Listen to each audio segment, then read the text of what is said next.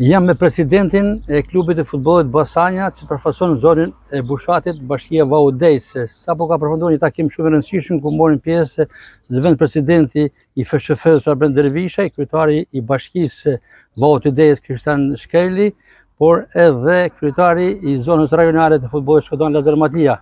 Ishit prezent zoti Shimaj në këtë takim. U folën shumë gjëra, shumë premtuese për të ardhmen e terreneve sportive. Sa i kënaqur jeni? Sigurisht që jam shumë i kënaqur, domethënë kishte ditë e javë që punojshim për këtë ditë, domethënë edhe u realizua një takim mjaft i rëndësishëm për Basanin dhe jo vetëm për Basanin, por për këtë zonën e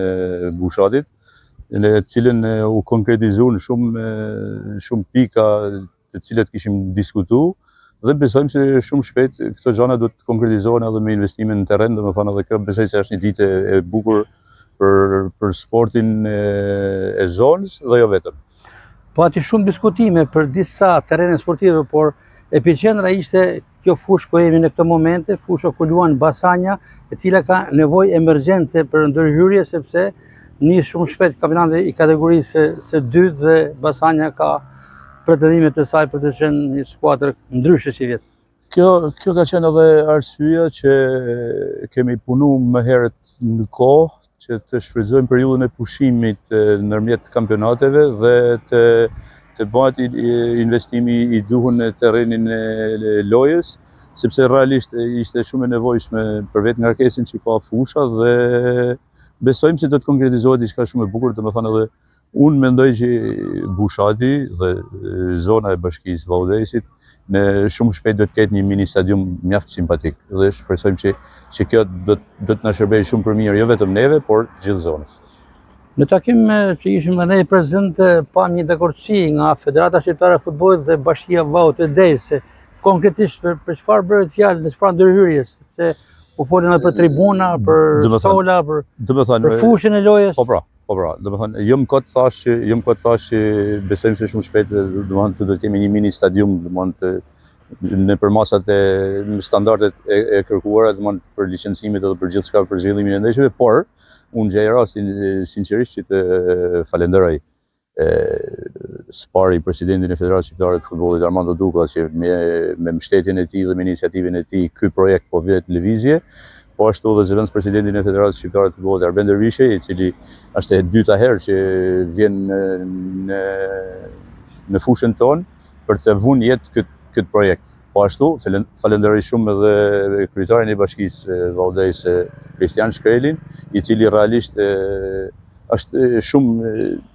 shumë i përkushtuar që ky projekt të ecin dhe besojmë se do të realizohet shumë shpejt. Ndihmë të madhe në këtë aspekt ka dhënë edhe presidenti i shoqatës rajonale të futbollit Shkodër, zoti Lazar Matia, që ka bërë pjesën e nxitësit edhe për këtë projekt dhe besojmë që është një gjë e bukur, u fol për terrenin, për një fushë me barë sintetik, u fol për për mundësinë e akomodimit të tifozëve, të cilët realisht janë të shumtë që na mbështesin, por deri tani duhet me pranu kanë vujt me na pas, sepse nuk kanë pas as kushtet më minimale për të ndjekur një ndeshje futbolli. Dhe besoj se pjesë e këtij investimi është edhe pjesa e tribunës, një tribune normal modeste, por që tifozët të kenë mundësi të akomodohen denjësisht dhe të ndjekin, të shijojnë futbollin në kushte normale. Zoti president thatë që shumë shpejt, në çfarë parashikoni të shumë shpejt, me konkretisht do të jetë fusha gati për sezonin e ardhshëm? Do të thënë të gjitha përpjekjet janë mba dhe vazhdojnë me u bë që fusha të jetë gati për sezonin e ardhshëm. Besoj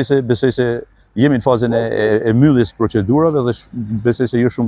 shumë vonë do të fillojnë punimet e cilat të zgjasin rreth afërsisht 60 ditë dhe kështu që besoj se në fillimin e sezonit të ardhshëm fusha do të jetë gati e kompletuar me gjithçka thamë më lart.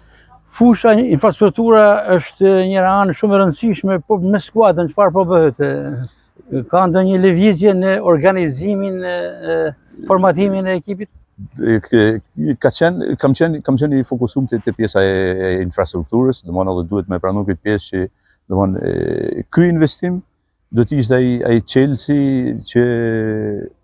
pas këtij investimi atëherë do të vendosim edhe pikat e formatimit të skuadrës, sepse ka qenë pikë kryesore pjesa e infrastrukturës, sepse normalisht me kushtet aktuale, domethënë me fushën që kemi, me përmasat që ka dhe me kushtet që ofron, ne edhe sikur të arrinim të dilnin në kategori të parë, nuk do të kishim terren ku të zhvillonim ndeshjet. Prandaj ka qenë shumë e rëndësishme për ne investimi në terrenin sportiv që të plotësojnë gjitha kriteret dhe pas këtij investimi do të organizojmë atë skuadër që pretendojmë me objektivat për të dalë në kategorinë e parë dhe pastaj edhe duke pas edhe terrenin, besoj se është një motiv i mirë që t'ja dalim. Urojmë dhe shpresojmë që edhe terreni edhe skuadra të jetë okej në mënyrën më të mirë dhe suksese Basanjës. Faleminderit për urimin, faleminderit edhe për mbështetjen tuaj, domethënë median në përgjithësi, ju personalisht dhe sinqerisht Basanja në përgjithësi që në ditën e parë që është kriju ka përçu, por edhe ka marrë një frymë dashamirësie, një frymë bashkëpunimit, edhe unë du me falenderuar të gjithë ata që mbështesin Basanjan sepse ka përçon një frymë mjaft qytetare dhe na gëzon ky fakt edhe kjo është edhe në saj si produkt edhe dashamirësia që kemi me mediat edhe me gjithçka tjetër që na ofron, na rrethon. Respekt, zoti president. Shumë faleminderit.